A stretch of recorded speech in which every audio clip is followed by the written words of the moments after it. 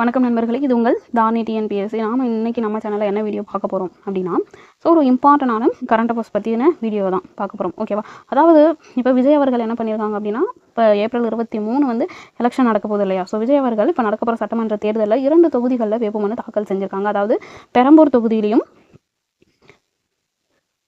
விஜய் அவர்கள் பெரம்பூர் தொகுதியிலையும் திருச்சியில் இருக்கிற கிழக்கு தொகுதின்னு சொல்லிட்டு 2 தொகுதிகளில் வேட்புமனு தாக்கல் செஞ்சுருக்காங்க. ஓகேவா?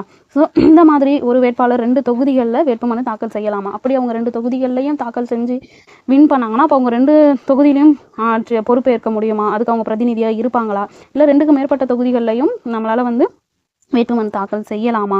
ஸோ இதை பற்றின ஒரு ஃபுல் டீட்டெயில் தான். இது எப்படி எக்ஸாமில் கேட்பாங்க அப்படின்னு நீங்கள் நினைக்கலாம். ஸோ தேர்தல் ஆணையம் அப்படின்ட்டு நமக்கு தனியாகவே ஒரு டாப்பிக்கே இருக்குது. பாலிட்டி சம்மந்தமாகவும் எக்ஸாமில் கேட்பாங்க, யூனிட் 9 சம்மந்தமாகவும் எக்ஸாமில் கேட்பாங்க. ஓகேவா? ஏன்னா எப்பயுமே தேர்தல் ஆணையத்தை பற்றின கேள்விகள் இடம்பெறும். இது கண்டிப்பாக 2026 எக்ஸாமில் கண்டிப்பாக நம்ம என்ன பண்ணலாம் அப்படின்னா, இதிலிருந்து கேள்விகள் வரும் அப்படிங்கிறத உறுதியாக எதிர்பார்க்கலாம். ஸோ அந்த நோக்கில் தான், அந்த பார்வையில் தான் என்ன பண்ண போகிறோம் அப்படின்னா, இன்றைக்கி நம்ம இந்த வீடியோ பார்க்க போகிறோம். ஓகேவா? இதே மாதிரி ஒரு இம்பார்ட்டண்டான வீடியோவுக்கு மறக்காமல் நம்மளுடைய சேனலை சப்ஸ்கிரைப் பண்ணிக்கோங்க. வாங்க இப்போ வீடியோக்குள்ளே போகலாம். இப்போ விஜய் அவர்கள் என்ன பண்ணியிருக்காங்க அப்படின்னா, 2 தொகுதிகளில் வேட்புமனு தாக்கல் செஞ்சுருக்காங்க. ஸோ இந்த மாதிரி 2 தொகுதிகளில் வேட்புமனு தாக்கல் செய்யலாமா, என்ன நடக்கும் அப்படிங்கிறத பார்க்கலாமாங்க. முதல்ல என்ன பண்ணியிருப்பாங்க அப்படின்னா, மக்கள் பிரதிநிதித்துவ சட்டம் அப்படிங்கிறத 1951 கொண்டுட்டு வந்திருக்காங்க. ஓகேவா? மக்கள் பிரதிநிதித்துவ சட்டம் எப்போ கொண்டு வந்திருக்காங்க? 1951 கொண்டுட்டு வந்திருக்காங்க. ஸோ இதில் தான் என்ன சொல்லியிருப்பாங்க அப்படின்னா, இந்த சட்டத்தின் அடிப்படையில் தான் ஒருத்தவங்க 2க்கு மேற்பட்ட தொகுதிகளில் வேட்புமனு தாக்கல் செய்யலாம் அப்படிங்கிறத 1951 சொல்லியிருப்பாங்க. ஓகேவா? இந்திய அரசியல் அமைப்பு பிரிவு இருக்கு இல்லையா, 324 இருந்து 329 வரைக்கும் தேர்தலை பற்றி சொல்கிற ஆர்டிகல்ஸ். ஓகேவா? நமக்கு தேர்தலை பற்றி சொல்கிற ஆர்டிகல்ஸ் கூட கேட்கலாம். ஓகேவா? பிரிவு 324 29 வரைக்கும். ஓகேவா? இது வரைக்கும் என்ன சொல்லுது அப்படின்னா, தேர்தலை பற்றி சொல்லுது. ஆனால் மக்கள் பிரதிநிதித்துவ சட்டம் இருக்கு இல்லையா, ஸோ 1951 மக்கள் பிரதிநிதித்துவம் சட்டம் நடைமுறைக்கு வந்திருக்கு. அதுக்கப்புறம் பாருங்கள், பிரிவு 33 பிரிவு 33 என்ன சொல்லுது? ஒரு நபர் அதிகபட்சமாக 2 தொகுதிகளில் போட்டியிட அனுமதி வழங்குறாங்க. இந்த மக்கள் பிரதிநிதித்துவ சட்டம் 1951. ஓகேவா? ஆர்பிஎஸ் சட்டத்தின்படி என்ன பண்ணுறாங்க? ஒரு நபர் அதிகபட்சம் 2 தொகுதியில் போட்டியிடலாம் அப்படின்னு சொல்கிறாங்க. அதே சமயம் பிரிவு 70 படி என்ன சொல்கிறாங்க பாருங்கள், ஒருவர் 2 தொகுதிகளிலும் வெற்றி பெற்றால், அப்போது அவங்க 2 தொகுதியில் போட்டிடுறாங்க. 2 தொகுதிகளிலுமே வெற்றி பெற்றுட்டா என்ன நடக்கும்? 2 தொகுதியிலுமே அவங்க பதவி ஏற்கலாமா? அது முடியாது. அங்கே பாருங்க, அவர் 2ஐயும் தக்க வைக்க முடியாது. ஓகேவா? ஒரு இடத்தை ராஜினாமா செய்யணும். இப்போ ஒருவேளை 2 தொகுதியில் போட்டிடுறாங்க, தேர்தல் ஆணையம் அவங்க 2 இதையும் ஏற்றுக்கிட்டாங்க அப்படின்னா தான் அவங்க போட்டியிட முடியும். அதில் நிராகரிக்கிற உரிமை தேர்தல் ஆணையத்துக்கு இருக்குது. அவங்க 2த்தையும் கூட நிராகரிக்கலாம், இல்லை ஏதாவது ஒன்று நிராகரிச்சிடலாம். அப்படி இல்லை 2த்தையுமே ஏற்றுக்கிட்டாங்க அப்படின்னா 2த்திலையுமே போட்டிட்டு இப்போ 2த்திலையுமே அவங்க வெற்றி பெற்றுட்டாங்க அப்படின்னா என்ன பண்ணணும் அப்படின்னா, ஒரு இடத்த அவங்க என்ன பண்ணிடணுமா, கண்டிப்பாக ராஜினாமா செஞ்சிடணுமா. இது எதற்குள்ளே செய்யணும் அப்படின்னா, எலெக்ஷன் ரிசல்ட் அறிவித்த 14 நாட்களுக்குள்ளே. ஓகேவா? ரிசல்ட் 14 நாளுக்குள்ளே என்ன பண்ணிடணும் அப்படின்னா, அவங்க ஒரு இடத்த ராஜினாமா செஞ்சிடணும். ஓகேவா?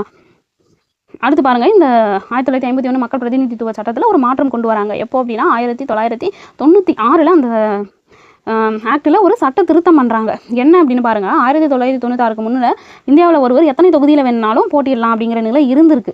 ஓகேவா? இதனால் என்ன நடந்திருக்கு அப்படின்னா, சில சட்ட சிக்கல்கள் ஏற்பட்டிருக்கு. அதனால தான் அதாவது அதுக்கு காரணமாக என்ன சொல்லியிருக்காங்க அப்படின்னா, 1991 பொது தேர்தலில் இருக்குல்ல, தேவிலால் அப்படிங்கிறவர் என்ன பண்ணியிருக்காரு, 3 மக்களவை தொகுதிகள்லையும் பல சட்டமன்ற தொகுதிகள்லையும் போட்டிட்டுருக்காரு. புரியுதா? 3 மக்களவை தொகுதிகளில் போட்டிட்டுருக்காரு. அதே டைமில் பல சட்டமன்ற தொகுதிகளில் போட்டிருக்காரு. ஸோ இவர் இப்போ 1 வெற்றி பெற்றுட்டாரு அப்படின்னா, மீதி இருக்கு இல்லையா, அதில் ராஜினாமா பண்ணணும். இப்போ 3த்திலுமே வெற்றி பெற்றுட்டாரு அப்படின்னா, அவர் மீதி 2 ராஜினாமா பண்ண வேண்டியிருக்கும். அந்த 2த்துக்கு என்ன பண்ணுவாங்க அப்படின்னா, இடைத்தேர்தல் வைக்கணும். ஸோ இதனால் தேர்தல் ஆணையத்துக்கு நிறைய செலவாகும், நிறைய வேலைகள், நிறைய சட்ட சிக்கல்கள் ஏற்படும் இல்லையா. ஸோ அதனால் இதெல்லாம் தவிர்க்கிறதுக்காக என்ன பண்ணியிருக்காங்க அப்படின்னா, 1996 1951 போடப்பட்ட மக்கள் பிரதிநிதித்துவ சட்டத்தில் என்ன பண்ணியிருக்காங்க, திருத்தம் கொண்டு வந்து என்ன திருத்தம் கொண்டு வந்திருக்காங்க அப்படின்னா, ஒருவர் குறைந்தபட்சம் 2 தொகுதிகளுக்கு மேலே போட்டியிட முடியாது. ஓகேவா? தொகுதிகளின் எண்ணிக்கை 2ஆக குறைக்கப்பட்டது. அப்போ அதிகபட்சம் அவங்க என்ன பண்ணலாம், 2 தொகுதியில் மட்டும்தான் ஒருத்தவங்க என்ன பண்ண முடியும் அப்படின்னா, போட்டியிட முடியும் அப்படின்னு சொல்லிட்டாங்க. ஓகேவா? ஸோ இதே மாதிரி தமிழ்நாட்டில் இதுக்கு முன்னாடி யாரெல்லாம் 2 தொகுதிகளில் போட்டிட்டு இருக்காங்க, ஸோ என்னென்ன நடந்திருக்கு அப்படிங்கிறத பார்க்கலாம். ஸோ ஜெயலலிதா இருக்காங்க இல்லையா, அவர்கள் என்ன பண்ணியிருக்காங்க, 1991 சட்டமன்ற தேர்தலில் பர்கூர் அப்புறம் காங்கேயம் அப்படிங்கிற 2 தொகுதிகளில் போட்டிட்டு இருக்காங்க. ஸோ 2லையுமே அவங்க என்ன பண்ணிருக்காங்க, வெற்றி பெற்றிருக்காங்க. அப்போது ரிசல்ட் 14 நாளில் என்ன பண்ணணும், ஒரு தொகுதியை அவங்க ராஜினாமா பண்ணணும். அவங்க என்ன பண்ணியிருக்காங்க அப்படின்னா, காங்கேயம் தொகுதியை ராஜினாமா பண்ணியிருக்காங்க. பர்கூர் காங்கேயம் 2 தொகுதியில் போட்டிட்டாங்க. அப்போ ரிசல்ட் வந்துச்சு. 14 நாளுக்குள்ளே என்ன பண்ணிட்டாங்க, காங்கேயம் தொகுதியை ராஜினாமா பண்ணிட்டாங்க. அதுக்கப்புறம் என்ன நடக்கும் அப்படின்னா, காங்கேயத்துக்கு திரும்பவும் இடைத்தேர்தல் வச்சு வேட்பாளரை நிறுத்துவாங்க. ஓகேவா? அப்படி நடந்ததையும் என்ன பண்ணியிருக்காங்க, அதிமுக தான் வின் பண்ணியிருக்காங்க. ஓகேவா. நெக்ஸ்ட் 2021 நடந்த ஒரு பிரச்சனையை பற்றி பார்ப்போம்.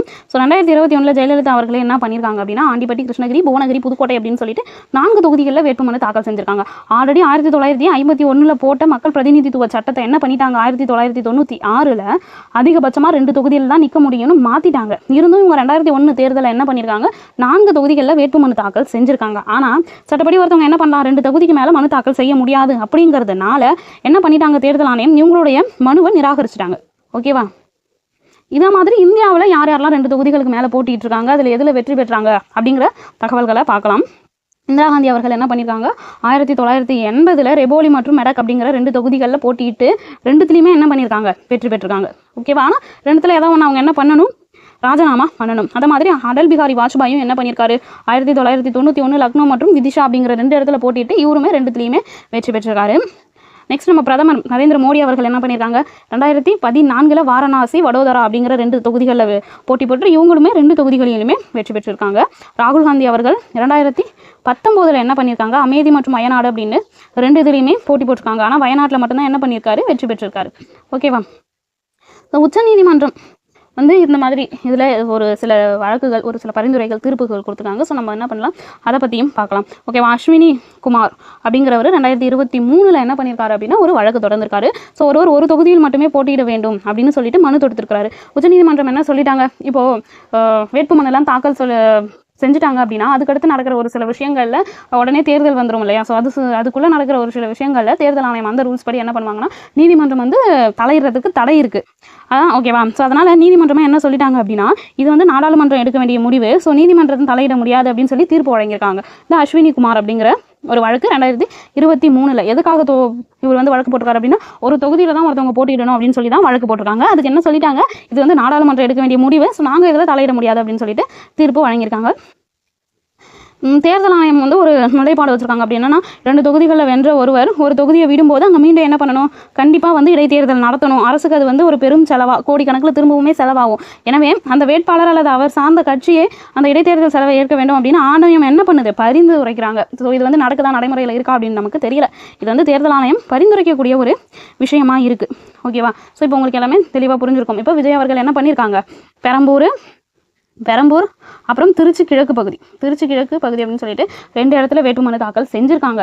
தேர்தல் ஆணையம் என்ன பண்ணலாம், இது 2த்தையும் ஏற்கலாம், அப்படி இல்லை 2த்தையும் நிராகரிக்கலாம், அப்படி இல்லைனா ஏதாவது ஒன்றையும் கூட அவங்க ஏற்கலாம். அது அவங்களுடைய விருப்பம். அப்படி அவங்க 2 தொகுதியும் ஏற்றுட்டாங்க அப்படின்னா இது 2த்துலையும் அவர்களால் போட்டியிட முடியும். 2த்துலையும் வெற்றி பெறலாம், இல்லை ஏதாவது ஒன்று வெற்றி பெறலாம், இல்லை ஏதாவது 2த்துலையுமே தோல்வி கிடைக்கலாம். அப்படி அவர்கள் 2த்துலையுமே வெற்றி பெற்றால் ரிசல்ட் 14 நாட்களில் விஜய் அவர்கள் என்ன பண்ண வேண்டியிருக்கும்னா, ஏதாவது ஒரு தொகுதியை ராஜினாமா செய்ய வேண்டியிருக்கும். ஓகேவா. ஸோ இப்போ நம்ம சொன்ன விஷயத்திலிருந்து இது நமக்கு எப்படி எக்ஸாமுக்கு உதவும், கேள்விகள் எப்படிலாம் கேட்பாங்க அப்படின்னு உங்களுக்கு டவுட் வரலாம். ஸோ அதற்காக நாங்கள் என்ன பண்ணியிருக்கோம் அப்படின்னா, ப்ரீவியஸில் ஆல்ரெடி அந்த மெத்தடில் கேட்ட கேள்விகளில் இருந்து நாங்கள் கேள்விகளும் எடுத்துகிட்டு வந்திருக்கோம். இந்த மெத்தடில் தான் கேட்பாங்க அப்படின்னு சொல்லிட்டு. ஸோ ஃபஸ்ட்டு கேள்வி பாருங்கள். முதல் கேள்வி, ஒருவர் 2 தொகுதிகளில் போட்டியிடலாம் என்ற உச்சவரம்பு எந்த ஆண்டு கொண்டு வரப்பட்டது, உச்சவரம்புன்னு கேட்குறாங்க. ஓகேவா. ஸோ அது 1996 மக்கள் பிரதிநிதித்துவ சட்டம் 51 போட்டாங்க இல்லையா, அதை 96 திருத்தி அப்போ கொண்டு வந்திருப்பாங்க. ஒரு வேட்பாளர் 2 தொகுதிகளிலும் வெற்றி பெற்றால் எத்தனை நாட்களுக்குள் ஒரு இடத்தை தேர்வு செய்ய வேண்டும். அப்போ 2த்துலையுமே ஒருத்தவர் வெற்றி பெற்றுட்டாரு அப்படின்னா எத்தனை நாட்களுக்குள்ள அவர் எனக்கு இந்த இடம் தான் அப்படின்னு சொல்லிட்டு தேர்வு செய்யணும். சொன்னா இல்லையா, ரிசல்ட் 14 நாட்களுக்குள்ள தேர்வு செய்யணும். இது மக்கள் பிரதிநிதித்துவ சட்டம் அந்த பிரிவு 68 படி சொல்லியிருக்காங்க. அடுத்த கேள்வி, 2021 ஜெயலலிதா அவர்கள் வேட்புமனுக்கள் நிராகரிக்கப்பட காரணம் என்ன அப்படின்னு கேட்டிருக்காங்க. ஸோ அந்த மக்கள் பிரதிநிதித்துவ சட்டம் 1951 பிரிவு 33 7 படி ஒருத்தவங்க என்ன பண்ணலாம், 2 தொகுதிகளில் தான் மனு தாக்கல் செய்ய முடியும். ஆனால் இவங்க என்ன பண்ணியிருப்பாங்க, 4 தொகுதிகளில் தாக்கல் செஞ்சிருப்பாங்க. அதனால என்ன பண்ணியிருப்பாங்க, இவங்களுடைய மனுக்களை இந்திய தேர்தல் ஆணையம் நிராகரிச்சிருப்பாங்க. கேள்வி, ஒரே நபர் ஒரே தொகுதி என்ற சீர்திருத்தத்தை பரிந்துரைத்த குழு எது. ஸோ ஒரே நபர் ஒரே தொகுதி, கவனிக்கணும், ஒரே நபர் ஒரே தேர்தல் கிடையாது, ஒரே நபர் ஒரே தொகுதி என்ற சீர்திருத்தத்தை பரிந்துரைத்த குழு எது அப்படின்னு கேட்டிருக்காங்க. தினேஷ் கோஸ்வாமி குழு 1990. ஸோ கண்டிப்பாக என்ன பண்ணலாம், நம்ம இதிலிருந்து ஒரு கேள்வியை 2026 நடக்கக்கூடிய அனைத்து எக்ஸாம்களிலுமே நம்ம என்ன பண்ணலாம், எதிர்பார்க்கலாம். ஸோ கண்டிப்பாக இந்த வீடியோ உங்கள் எல்லாருக்குமே பயனுள்ளதாக இருக்கும் அப்படின்னு நான் நம்புறேன். ஸோ இதே மாதிரியான இம்பார்ட்டண்டான வீடியோக்களுக்காக மறக்காமல் நம்மளுடைய சேனல் என்ன பண்ணுங்க, சப்ஸ்கிரைப் பண்ணுங்கள், லைக் பண்ணுங்கள், ஷேர் பண்ணுங்கள், கமெண்ட் பண்ணுங்கள். இதே மாதிரி இன்னொரு முக்கியமான வீடியோவில் உங்களை சந்திக்கிறேன். நன்றி.